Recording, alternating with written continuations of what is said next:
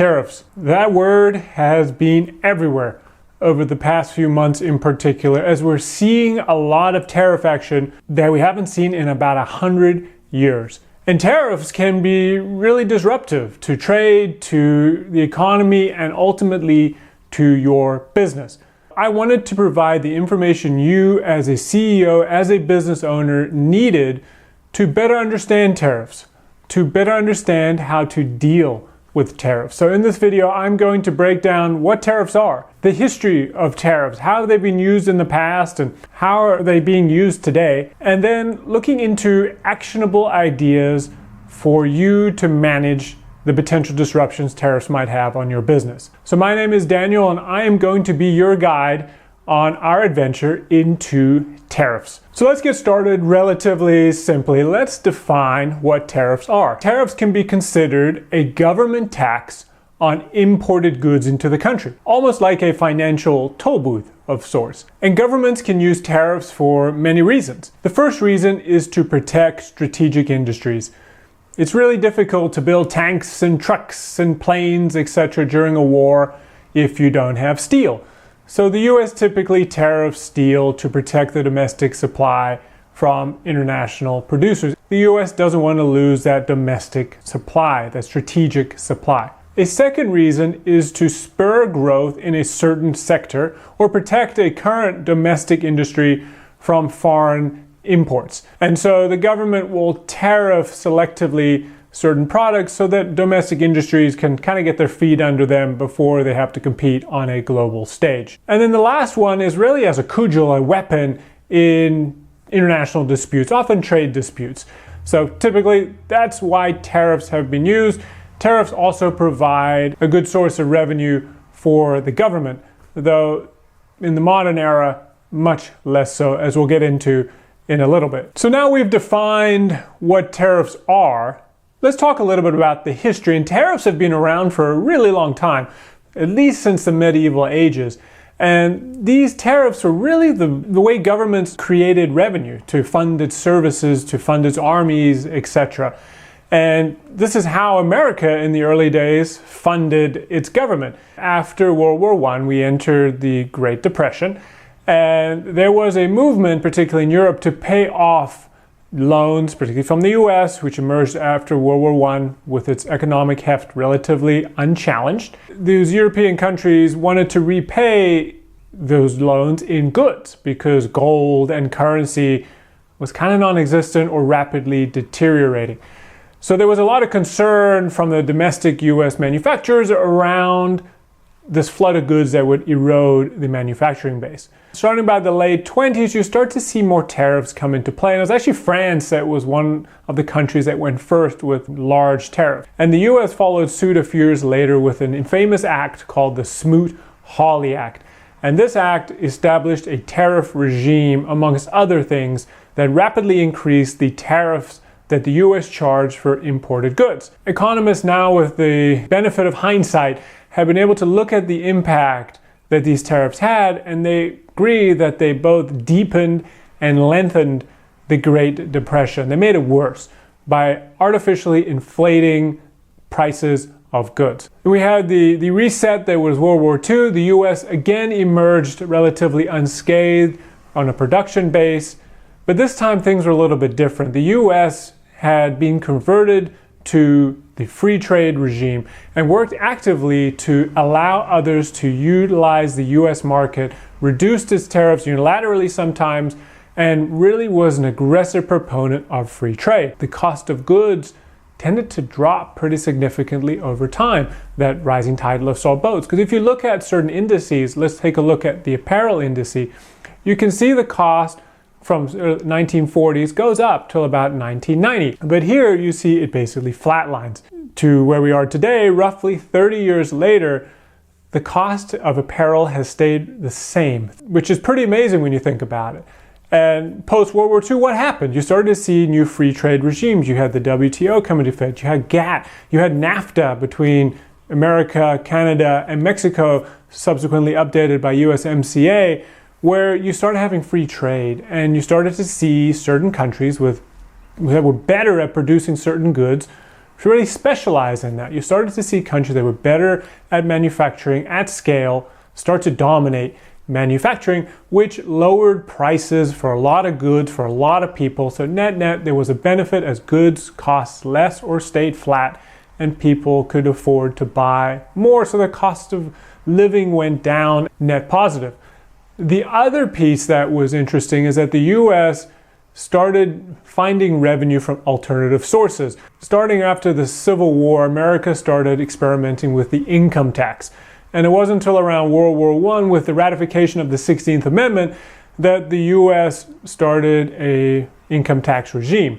And the income tax provided a more sustainable, more predictable source of revenue for the government.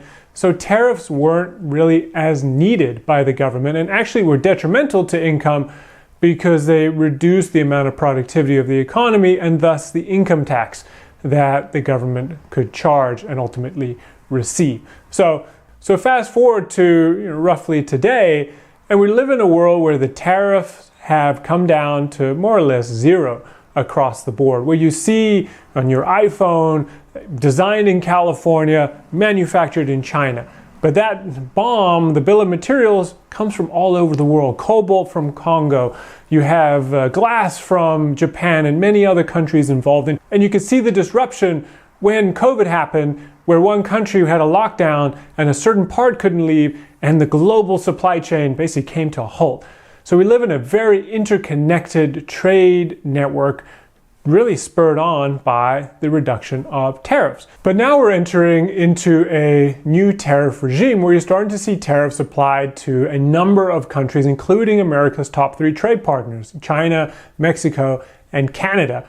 The EU, a variety of other countries across the world are getting tariffs applied on them. So tariffs really come back over the past decade or so, and there's a number of reasons why tariffs can be a good thing. We've talked about tariffs and the reduction of tariffs and free trade really rising the tide and everyone benefiting as a society. There are some concentrated losers in a free trade environment. And you can see this today in the Rust Belt of the United States, the north of England, really big former manufacturing bases that lost out when manufacturing moved to lower cost countries. So the people there were dramatically affected, that you still see impacts today. By bringing tariffs back online, you theoretically bring American manufacturing back online, as American manufacturing can be done at par with these lower cost countries. And so there's uncertainty, but there's also disruption to your profit margins as well as cash flow. Even if you're an American manufacturer that's domiciled in America, there's a high likelihood that one of your parts comes from a tariff country. If that's not true, there's a high likelihood that someone in your supply chain, your supplier's supplier, has a part that's tariffed and thus will be more expensive, thus will impact your profit margin and your cash flows. So let's talk about really the decisions that you have available to you. The first one is to eat the cost. You know your costs are going up. You say, my profit margins are pretty good. I don't think my customers are going to be able to afford this.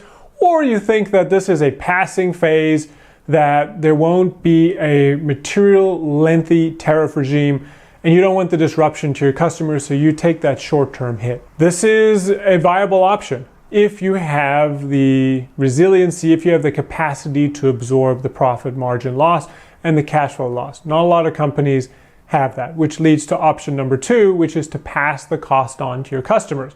That 20% increase in cost, the customers now pay 20%. The issue here is that as customers have to pay more, typically they buy less.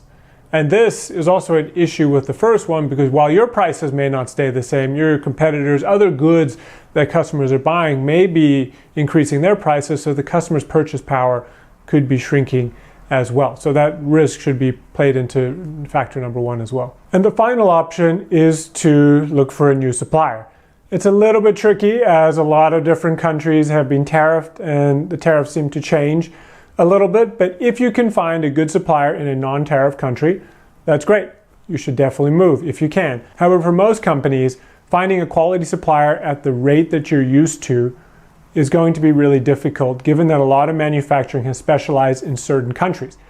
It would be great to move a lot of this manufacturing back to the United States, which is somewhat the intent of the tariffs. But right now, the US is still kind of finding its legs on the manufacturing side. There aren't those low-cost, high-quality manufacturers really domiciled in the US. And if everyone's looking to use the ones that are available, there may be a shortage of capacity. Causes a lot of disruptions, a lot of effort to change your suppliers and supply chains. This is something that may not be a short-term solution. So as you think about tariffs and that disruption and those different options, you don't have to pick just one. You could pick a combination of them. You could eat some of the cost, push some of the cost onto customers while simultaneously looking for new suppliers. That would be my recommendation, is to really take that balanced approach to dealing with this. The other piece, and this is evergreen advice, is to make sure you're running an efficient business, that you have a cash cushion, that you are optimizing your expenses and reducing unnecessary fat in the business, that your operations are running smoothly, that you're invoicing on time and collecting payments, that you have good terms with vendors, that you're pushing terms out if you can, that you're taking advantage of early trade discounts, that you're running a really good operation, because there's a lot of headwinds in the economy right now. That tariffs are just a further disruption, and you want to be prepared for the known but also the unknown. And an additional suggestion is to stay informed. The tariffs are changing seemingly by the day, the amounts, the countries affected, the goods affected. Having that insight as much as you can allows you to plan appropriately. So overall, we've covered a lot in this video. We've gone over the history of tariffs, how they've been applied in the past, how they've evolved over time, why they're back, and what the potential use case is now, and how to deal with it for your business. If you have any comments, if you have any questions, please do add them below. I hope this video was helpful, and I would like to continue to be of help to you and your business, so please do comment. Again, my name is Daniel. Good luck out there, and thank you for joining us. We'll see you on the next one.